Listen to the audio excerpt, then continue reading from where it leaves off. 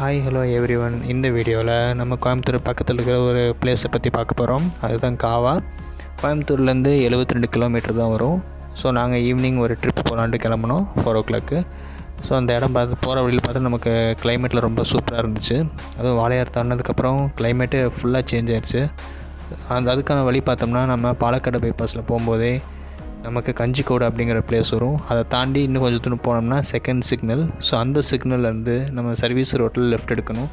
Left எடுத்து கொஞ்சம் தூரம் போனோம்னா அப்புறம் ரைட் எடுத்து நேராக நம்ம போயிட்டே இருக்க வேண்டியதுதான்.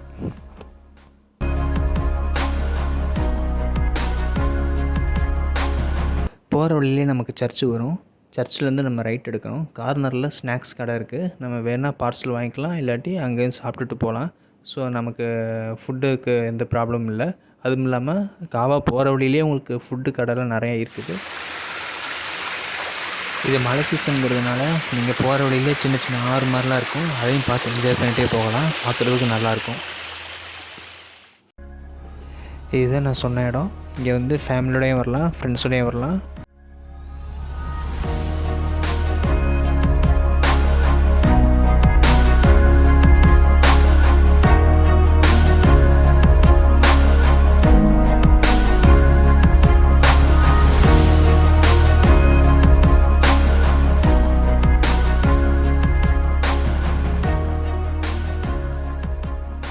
இங்கே குளிச்சு முடிச்சுட்டு அடுத்து வர வேண்டிய பிளேஸ் வலியக்காடு. அது அங்கேருந்து ஒரு 5 கிலோமீட்டர் தான். இதுவும் வியூ பாயிண்ட்டு பார்க்குறதுக்கு நல்லாயிருக்கும். ஃபேமிலியோடய வரலாம். ஸோ இந்த வீடியோ இதோட முடிஞ்சுது. நம்ம நெக்ஸ்ட் வீடியோவில் சந்திப்போம். Bye bye.